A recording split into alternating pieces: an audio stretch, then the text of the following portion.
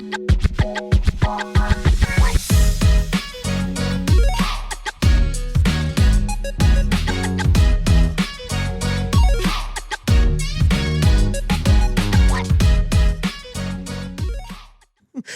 what's going on, y'all? This is episode 16 of the Merce and Nurse Show. Yay, it is yay. I, Noah, your Merce, and I have with me my co-host, And it is she, the nurse. Barbara. And there's Barbara, y'all. So, So before we start, let me tell a story, okay? We always film on Friday night, and it is Saturday. It's noon. Well, I'm a correctional nurse. And afterwards, Noah's having a party tonight. So we and his wife and my nieces went to go decorate the hall. Got out about 8 something. I still had, you know how it is, last minute, need pickles. I needed some bread. I need some stuff for the party, barbecue. Went and got it. Then I had to go to my mom's house to go drop something off. Then I told Noah, it's about 10. I had eaten supper. No, don't lie to them. I'm not gonna lie to you. I'll show you the text. I know, but it was about 10. I was close to going on 9 something. And I said, Noah, I texted him. I said, I don't think we're able to do this. I'm tired. I'm not feeling funny right now. No, right here. Look, right here. I'm gonna show the text, and I'm pointing at it right now. So, you're gonna see it. Anyways, it says, quoted, "Let's not do this week. I'm tired." I said, "Okay." You know, if somebody says not this week, that tells everybody I'm not gonna do it. but period. when this you have week. a partner in your endeavors and business, you think they're like, okay, because we're in it as partners. I come home. No. We try to do this every single week. Yes. We put content out every week. Yes. But you're like, I don't want to do it this week. So what do? I have to I go on my didn't mean it backup. like that. So anyways, Isn't that just like a woman? I swear to God. I know that may sound sexist, but he went and filmed one by himself, and I'm like, oh, hell no. I'm taking you to court. This is a partnership. And he showed me the video that he did it himself. And then his poor wife said this morning, she goes, well, I even told Noah, hey, I don't mind, she works in the dentist field. And she goes, I don't mind being on it. And Noah's like, nope, don't need you. and he showed me like a video of him talking by himself. And I'm like, I will take you to court, Your Honor. So we're gonna. But no, just saying though, like if for whatever reason she's not able to do it, or I'm able to do it for one of the weeks, I have that video saved. So I will look at my mouth. It was just last night. I was tired. Saying, I want to make sure we get the stuff out because it's fun. And you know what? I'm not gonna lie, it was interesting doing like holding the camera in front of you doing it. He loved it. Well, yeah, I got to actually talk. If I would have come home and walked in the office and seen you, I would have just put you in a chokehold real quick. I'd be like, get off. This is what you want. This is what you want to see. So who does that? The show must go on. The show must go on. So after this, is there anybody that's a lawyer that can write up some paperwork? We need to sign something today. Yeah. I thought he would have understood. It's 10 o'clock at night. Mom has eaten supper. She's still wearing her scrubs. Okay, well, just say, hey, I can't do it tonight. Can we do it tomorrow or Sunday? Sure, I'm okay with that. But no, she says, let's not do it this week. You know how men are. The women have to go complete and get everything for parties and stuff. And men are just like, did you get the kind I liked? Okay, hold on. First off, to be blunt. Yeah, be blunt. I didn't want to have a party in general. I said, you know what? And I'm happy with that one. Because of a graduation party. I was like, whatever. It's no big deal. But no, they all want to have one. Okay, that's cool. We are Hispanic. We've never had nobody graduate from college. Mine was a certificate, and that was 80 years ago. He graduated from a true college. Go Bulldogs. I did Bulldogs. Bulldog. Oh man. Anyways. But anywho, yeah, no. So like I said, even though I worked yesterday, yesterday was my first day. My first day in the ED, which was awesome. Like I said, they kind of threw me right in. Like 12 hours. The morning, the beginning. Well, I've done 12 hours before. It makes it seem I've never worked. He worked 12 hours. He's very tired. yeah, tired. Which I was waiting for the podcast, right? But no. Anywho, they kind of like threw me right in. Like the whole morning, I got to really like see how to do the charting assessments and Yeah. whatnot, because that's the biggest thing.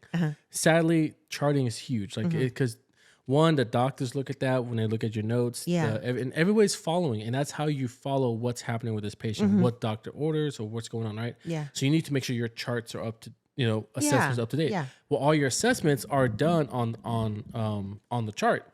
So I'm going and she's showing me, my nurse is showing me like, hey, this is how we do it. This is because it's not like a full head to toe assessment like you would have on the floor, like on any unit. So if they go in with, let's say, let's just say like a rash or heart problem. Well, no, that's a good one. Let's say like they're having chest pain. There's a specific assessment for protocol and specific assessments that pop up that just focus on that issue. So that way you're not wasting your time, like if they have other things. It's needed Yeah. when you actually are get admitted or for just full long terms. Yeah. But at the moment, we're trying to figure out what's the priority right now, Okay. right? So yeah, I'm not gonna, if someone's coming in like, oh, they just kind of let's do with a hard one. Like, they're having chest pain. Okay, we're gonna do a chest pain protocol, workup, whatever. You know how like, make sure for neurology you got test all their 12 senses, the 12 nerves, the cranial nerves. And like, all right, well, do you feel this? Can you look to this? Can you that? Like, that's not important right now. Like, don't get me wrong, it needs to be done at a later time. But right now, it's a heart issue. So we're checking, pulses. We're checking EKG status. We're checking labs for troponin level, BNP. We're checking specifically what's going on. Yeah. And so every single person that we had a specific assessment assigned to them based off of what the triage nurse put in for them, right? So like we had one patient come in for MVA, a motor vehicle accident, her arm was broken, and there's a specific assessment for MVAs. And it talks about, it's more like, hey, any seatbelt contusions, were they wearing a seatbelt, was it a motorcycle accident, and there's just more, it just piles on. But all and be all, it's just a focus assessment about what's the priority or what's the chief complaint, right? So anyways, like the whole beginning, like she was showing me like, this is what you do, this is how you chart it. But pretty much towards the end, I started doing it on my own because we started getting patients. Like it's weird. In the morning, it was really slow. We had one patient. We had so much time. We went to one of our patients and we did a med rec with him. Usually the med rec never gets done. Yeah. It's always, if they get admitted, it's done on the floor. Yeah. But no, we did a full med rec because there's nothing to do. So we're like, hey, are you still taking this med? Yes. Okay. Taking this med? Yes. Okay. Yeah. Yeah. But like she told me, she goes, you can. She goes, if you have time, you can do it. Yeah. But it gets so hectic back to back. You don't have time to just sit down and do a med rec with a patient. Yeah. And so I'm like, oh, okay. So, and all of a sudden, like, 1 o'clock, dude, we just got back to back by patients. We got like 6, 7 EMS come in. Just back to back. And so we're trying to put people here, people there, trying to move people. Are you good? You good? Like, discharge, get the heck out of here. But it was wild. Yeah. And so we finally, it calmed down a little bit. I was talking to my nurse. I was like, because I was doing one assessment on one patient, she's doing somebody else, and we're going back and forth. Because you have 4 rooms. We had 1 trauma bay and then 3 rooms. And so she's dealing with a trauma bay, and I'm in one of the other rooms with the MVA, the broken arm. And so I get down, we go talk to her. It's calmed down, and I'm like, hey, she goes, you okay? I'm like, yeah. I'm like, now I know what you meant about doing med recs. Like, you don't have time for that stuff. Yeah, she goes, that's why nobody likes us, because we send the patients upstairs and nothing's done like that. Yeah. And we're like, sorry, we're busy. They're alive. And you were telling me earlier, and I thought it was really interesting. Part of the assessment on everyone, you said y'all do a suicide assessment. Yep. And I thought that was just really interesting. Working at the jail, we do that if they voice any kind of mental concerns. So he said, because I said, you do like the whole assessment, but he basically said when y'all ask somebody. Yeah, the first question is like, do you have intentions on hurting yourself? And if they say no, you're done. Then that's it for that assessment. Because on the assessment, it grays out. So you can't click nothing else. Okay. But if you say yes, it opens all of it, and then now you have to start going to each question. I just thought that was just really interesting how they're doing, it started from somewhere, how they're factoring also, mental health, because that could be it. Maybe someone keeps going to the ER and maybe it's just mental, or they just, I thought that was really But interesting. you know what's interesting though? Like I've always thought of it kind of like, it seems like kind of taboo when you ask somebody, you want to hurt yourself? Yeah. And people are like, no. Like I feel like from what I've heard and what I've seen, like they say no because they don't want to, have that stigma. Yeah. on them. But like being there, I mean, I remember asking the patient, I'm like, I asked that question. She said, yes. And I'm like, oh. And like I didn't expect that. And then so now it's like going on these questions. She starts saying yes, yes, yes, and I'm like, oh, okay, well, she's suicidal, and so we go. And we talk to the nurse. I'm like, hey, we need an ED hold for this one. We need a sitter. But and I think that's good because I don't think a lot of people, especially with mental health, a lot of people don't know where to start. I mean, like, if it's just being in your own home and your doctor, sometimes your doctors are going to prescribe antidepressants or whatever. But I think that's good. It can kind of open up maybe to go to counseling. I mean, just different resources. I like that. I remember at school when we were talking about this stuff, and they said, I want you to look at somebody next to you, your partner, and just look at them and ask them, do you want to kill yourself? And like, people were like, what? And, I was okay saying it, but like the partner I had, they were just like, it felt weird. They couldn't say it. And the instructor, she was saying, you have to be comfortable saying that. You have to be blunt. You can't be like, oh, do you feel like not living? No, like you need to. I mean, they teach everywhere. Just say, do you want to kill yourself? Yeah. Because there's nothing wrong with that. It's just you need to. Don't beat around the bush, because whenever you say it and it does something, like it brings light to them. Like, and she goes, you'd be surprised how many people actually answer you truthfully and say yes, and then now you start that process. But I think that's interesting. No. Which reminds me, like, so like, how like when it's just you see somebody or you've done something an X amount of times, you go and you say, hey, something's not right. Like you just feel like like, what's it in your, what's it called, like in the gut? You feel in intuition. Just, I mean, but like you said, like in your gut, like you just know something's not right. Yeah. And so, I mean, I know many professions have this. I mean, it's just because I believe it comes from experience. Yes. But cops always have the intuition, like something's not right. They either something's not right but they always say too, by their body, by their eyes. I know my brother's a cop, and he always says that you always know, because he said sometimes they'll kind of just look. They kind of look back, and he goes and they turn around and run. So he goes, you gotta watch, because they kind of. Do you remember in San Diego about that with Caleb and Roman? Oh, yes. So I graduated from the Marine Corps boot camp, and they all came up to see me graduate, right? And they had on the Marine base, the military base, they have a museum. Yes, yeah. And they had it was a Jeep, right? It was a Jeep. Old, like World War II Jeep. And it says, do not get in, do not touch, do not nothing. It tells you. My little brother and my cousin Caleb, they both got in there. And so I'm walking around, I'm showing them all this, history of the Marines. Because they had like a, what do you call those, like the gun thing? Yeah, one that got mounted. And don't forget to say, my mother, Noah's grandma, encouraged them and took pictures of them in it, right? They're going, da, da, da, da, da, da, da. So my mother was like, oh, yeah, so cute. Let me take a picture of y'all. So don't forget that part. So all of a sudden, later on that day, the MPs, the military police, they came and like, hey, they found us, like, hey, like we got them on camera doing this, and they're like, and my dad and my uncle were like, well, do we have to do like they had to go to a different room. Well, they took them away. Yeah, and then but they said that they wouldn't get in trouble. I would get in trouble because I like sponsor them onto the base. And I'm like, I just graduated, I just became a Marine. I'm like, are you serious? And then my uncle afterwards, he was saying that he said that my cousin Caleb, right? Yeah. That Caleb, he started doing this. And he started looking, and he called my uncle. And it's that the intuition, right? And my uncle was like, dude, we call that the felony stretch. Yes, that's what it is. They're like this, and they're like, because they're looking, they're getting ready to run. And so we were, that's right. And that's where I get it from my brother, seeing that you just know.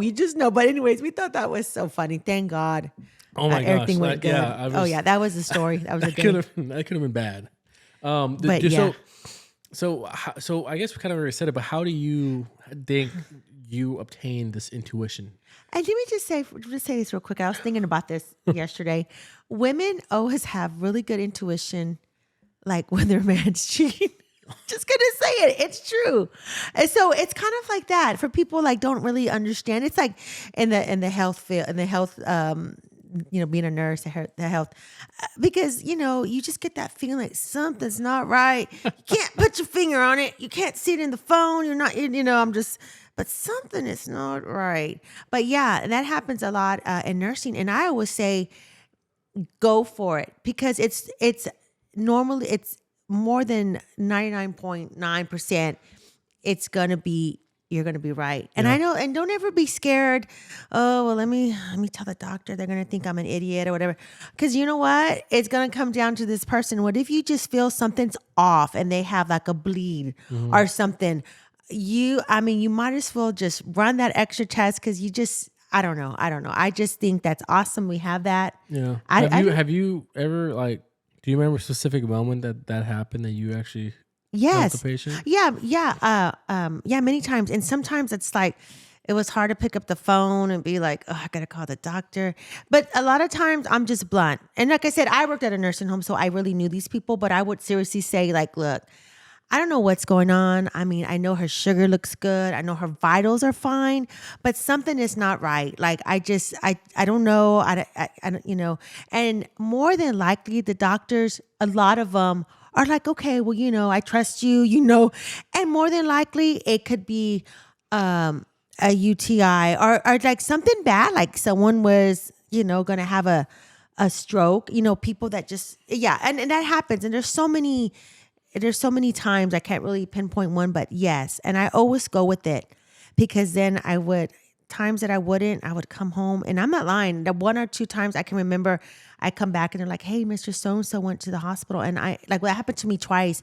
And I was like, I knew it. It's like, I knew it. I knew something was wrong. So always, yeah. And you're going to. What would you say? Like, do you think like it's experience of just doing the job so long that you start looking to find these little cues, these little markers? And I think it's also when you really, and like I said, not everyone's going to know these people for months like I did, but I think, just observing them quietly, but if just something seems off, I just say go for it. If an extra test needs to be run, you know what? I remember I had an old boss that used to say when we would call families, and back then, now you call for any kind of weight loss. Mm-hmm. And I remember some girls would be like, oh, I'm going to call the family or something happening. And I said, look, I have never had a family yell at me like, why did you call me? I'm not saying at 2 a.m, but like, why did you call me during dinner time to tell me my dad is sick and he's on an antibiotic or he lost, 10 pounds? Why? Never. I haven't. You get yelled at when they're like, hey, why didn't you tell me? So yeah, I go for it because I say, Yeah. And when I was in the ICU over at I say the hospital, but anyway, I was in the ICU over there, and there was this one nurse. So we had this one patient. He had a whole. I think I told you the story before. He had an open. They did something was wrong. They had it completely wide open, top to bottom, and then they had a wound vac on him, but just clear one so you can see his. Anywho, we had him for one day. He was all right, not too bad. Yeah. But then the next day, one of the nurses that had him, we didn't have him back the same day. She was like, "Hey, like, he don't seem right. Like, how was he for you the day prior?" Yeah. And we're like, "Oh, he was fine, no big issue. Yeah. Just we'll control his pain, make sure you guys antibiotics, and just make sure that wound vac is working. That's about it." And she goes, something just don't feel right. Like something is wrong with him, and like we need to intubate him. We do because so we go look at him. Yeah. His stats are dropping. He's like 90, 92 right now, barely, and he's barely breathing. And so she's like he's gonna crash. I just know he's gonna crash. She's like, she just knew something was off. Something was not right. And so she went and she got the ICU doc, and she's like, hey, this is what I have. Can you come check him out? Like, I really recommend we need to intubate him to one, protect his area, and two, because he's not how he was. Like, he's going decline instead of getting better. And so doc comes in, checks him out. He's like, no, he's fine. Just turn down on the Prestex a little bit. A little bit of light sedation. He'll be fine. Just make sure and he's already on a non-rebreather mask, and he's still not stats aren't coming up. Yeah. And so we're like, well, doc, like, what are you doing? Like, we need to intubate Yeah, him. yeah. He's not keeping his airway. He's not oxygenating himself. Yeah. So we need to do something. And so doc's like, no, like, it's fine. And so doc left. And so that nurse went and got this other nurse. He's like the clinical coordinator kind of thing. This guy is one of the most smartest guys I've ever met. He has alphabet behind his name tag. For the He has all titles. the certs. He's a smart guy. Like he doesn't talk. He doesn't like talk like chill, but he's very stern.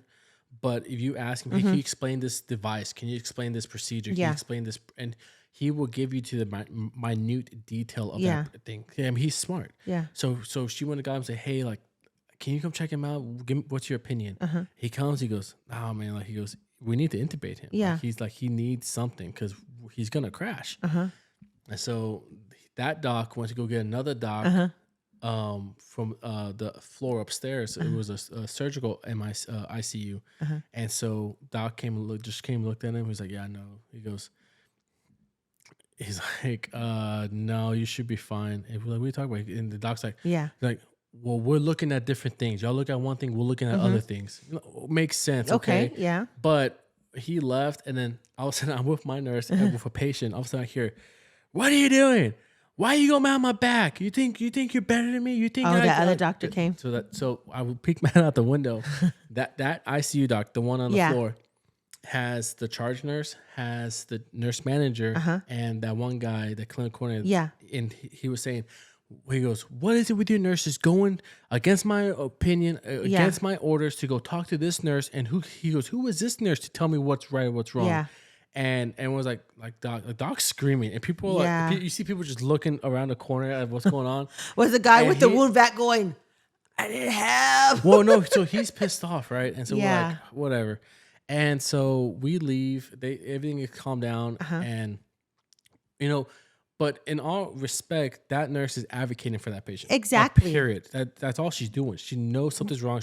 When she's bringing it to her doctor's attention, hey, this is what's going on. Oh, when she told us, she's right there. She's charting everything that's happening. She's telling.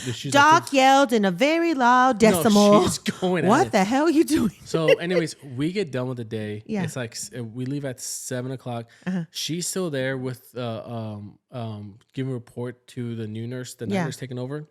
We leave. All right. We'll come back next day. She's back there, and we're like, and we're coming in like, it's another day. Oh, it's a great day. It's a great day to be alive, right? We come in, and she's there. She's just like, look on her face, like, what's going on? She goes, after y'all left, I was doing whatever so and so. He coded. He stopped. And she goes, we worked him for about 35 minutes, and they intubated him, did everything, brought him back, and now he's intubated. And now he's barely holding on. And so the family made him a DNR.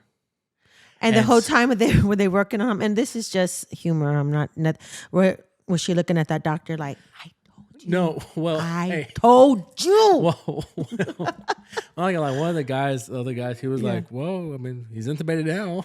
but that's the whole point. She was like, she just felt something was exactly. wrong. And if it didn't happen at that moment, she just kind of foresaw it's gonna happen. Yeah. And I'm so curious what dude, that doctor he said. Should not. Like I said, like he came in just for a routine surgery, but he got an that's what he came in for routine surgery. He got an infection, and so they put him up to ICU. Yeah, and then it just started going downhill from there. Which things happen, right? I mean, you like, do sign the paperwork.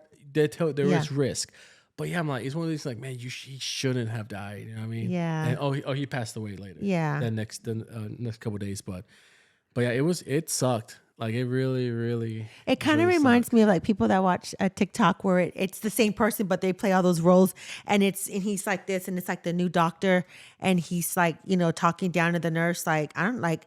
Oh, the resident. The resident. Yeah, tells the 30-year veteran nurse, like if I want your opinion, I'll ask her, and everybody's like, ooh, and it plays that song from The Weeknd, ooh, and then it even shows a housekeeper going like this, like. Ooh, anyways, because so no, it sucks. But so that's the thing. Like it's if you have the intuition, speak up, advocate for your patient. And it's like we're talking about mental health, and I'm sure she thought about that for a couple of days. Oh no, she like and I remember she left. She went to a different hospital. As I'm saying, I'm sure that really messed with her. Yeah, because she's thinking of what could have happened, what could have been. Why she goes, I don't understand like how these docs don't trust us. Like I've been here for Exactly. so long. I've worked with him for X amount of years, and now Yeah. this whole time there's no trust. Yeah. And then it could have been he was just having a bad day that day or being ugly, but we were talking about that mentality. You got to Yeah. put stuff like that aside when you go to your job. Yeah, I mean So, it's one of yeah. those things. But I mean, at the end of the day, I mean, you need to advocate for your patient. You need to just be there for them. And I said, with intuition, if you feel it, if you just know something's wrong, just go for it. Just ask. Say, hey, can you just come assess? Can you do this? Can you do that? Because first off, there's no dumb question. I'm gonna take that back. There are dumb questions, but like, don't say, hey, can I push potassium? No, that's a dumb question. Don't do that. But like, you know what I'm trying to say? Like, why? you know what I'm trying to say? Like No, no yeah. questions dumb. No, just yeah. ask and just Exactly. be confident, because at the end of the day, it's not you against the doc. It's not you against the RT. It's not you against this other nurse. Yeah. It's y'all it's supposed to be a team Yeah. for one common goal to get that patient better. That's Yeah. all it is. I'm period at the end of the day. So Yeah. Well, and that's funny you said that with intuition. I was giving medicine to this guy. I was on a certain hall, and he didn't look good. He come out, I don't feel good, whatever. But you're kind of like, oh. And then the nurse after me, she's been there forever too. She said, I'm gonna call him up to medical just to check him out. And yeah, sure enough, he was really sick. He had COVID. oh But anyways, what I'm saying is, and I told her, I said, Mary, good call. Because I saw him and I was like, they sleep a lot. But I was thinking, and I told Mary, and I was so happy. I said, Mary, good call. Because if, we didn't catch it, people had seen him, you did. And Yeah, you exactly. made a difference. So I was like, good call. yeah. So have you heard about the British? So this. It was a while back. There's a Netflix series about the nurse who initiated like the codes so she can be. Yes. It's like a hero complex or Yes. something. Yeah. Well, in Britain, the UK, there's a nurse who's accused of killing 7 infants in her care. As she's back in June 2015 to June 2016, she's killed over 7 babies and accused of attempting killing of 10 others in the neonatal unit at Countess of Chester Hospital in Manchester. And I wonder how they figured that out. So, they started seeing like bunch of babies under this nurse's care coded, and some died. Because how she did it was she injected a fatal amount of air into their bloodstream and insulin. Oh my God. And so, the parents don't know this. Nobody knows from the outside what's going on unless you do an autopsy. But but you just say, oh, baby coded. They're already sick, obviously. Yeah. And so the parents gave, like thank you cards for doing all you can to this nurse. And she kept them and took pictures as a what do you call it? Like a souvenir. A memento. Like like what the serial killers do, right? They always keep something. Yeah. But she's on trial right now. Oh. She's 33 years old. Golly, that just disgusts me. It's crazy, man. Because nursing is what you said, the most trusted profession. And yes, there's bad apples out there, but I mean, at the same time, if you see something that just doesn't, let's go back to the intuition, man. If you feel something's just not right, just say something. Yeah, bring it up, because you never know. You may be saving a life just by saying, "Hey." I'm not trying to say like, hey, just because you don't like that, you're one of your coworkers, but like, excuse me, HR, they're killing people. Like, no, I'm not saying that, but but speak up. There's a way to say stuff and put them on the radar. Exactly. So let's say I'm just hoping they find her. She's gonna be found guilty, but I hope they just throw the book at her. Oh my God, throw away the key. That's so sad, today's world. Yeah, but so before we finish off, I guess I want to wrap it up with. Like I said, this all comes from experience, right? It really does. You have to just be active in your profession. Be active, especially if you're new grads. It's me as well. Like I said, like I take my test Wednesday, and that's gonna go good and get my license finally. But like, be active. Like, so I remember when I was working, like I was like, hey, I saw like this one patient is gonna have this done. I said, hey, can I go help? Can I go watch? Yeah. Because I want to see how it's done. I want to see how, that nurse sets up the procedure, how what happens and tells. Just be active. Don't be like, oh, my patient is done now. That's it. Yeah. I mean, I learned this from the ICU over there in San Antonio that if you had nothing to do, man, we walked around asking, "Hey, you need help? You need Yeah. something?" Because it's like I said, first of all, it's a team, and two, you get to go and see more stuff and see other disease processes that you get to learn from. You know what I mean? It's just experience, just Yeah. doing it. So like I said, just go out and do it. Ask, "Hey, can I do this? Can I do that? Can I help? Can I watch? What do you need?" Like the Yeah, more you do, no, the yeah. more, yeah, and ask questions. And Like, that to me, that what makes a good team, because then they're going to reciprocate that back to you one Yeah. day. Like, hey, Noah, you need something? exactly, yeah. Yeah. Yeah. So before we close it off, I want to just let you know, say this. There's a quote I found, unknown, but if you can stay positive in a negative situation, you win. And I think that's good because you will be in a lot of negative situations. Yep. Hopefully not, but you probably will be, especially working bedside. Yeah. That you're gonna have some issues with doctors. You have issues with family, issues with coworkers, issues with patients. Yeah. You're gonna have bad outcomes. But if you can find any sliver of light in Yeah. that darkness, Silver lining. you win. I mean, like you come on top because, like, at the end of the day, I mean, it is your mental health that you're dealing with, and instead of like, oh, this was just a horrible disaster, I'm done with it. If you find out one good thing that came out of it somehow, some way, it's gonna help you in the long run. Yeah, and that's true. I know the other day one of the one of the inmates, he said, miss, you're always smiling. I like you coming. But I was telling one of the officers as we were walking off, I said, you know why I do this? And she's young and has a young son. I said, it was her or someone else, I can't remember. Anyways, I said, I do this because I would want, if this was ever my children in this situation or a loved one, I would want people to treat them with respect. And that's why I do it the way I do it. I said, I know sometimes it's really hard not to judge being human, but I do that. So that's so true. I tried, and I just try to always just keep a smile, keep my problems at home, at the door, and you just got to be respectful. And, Exactly. So thanks for staying with us today. Let's say catch us on, if you're watching this right now, you already know it's on YouTube, the Merce and Nurse Show. Catch us on Facebook, on my pages, TikTok, Instagram. Email us at mercenaryshow. And I'm glad I was able to be on the podcast today because Noah had a backup with just him by himself. And if you have stories of a situation you've been into, just email us. Tell us about that. That'd be tell cool. us. We'll talk about them. Yeah, I would like to read it. Yeah. All right. Well, thank you for joining us. And y'all have a great rest of your day. Thank you. See ya. Bye.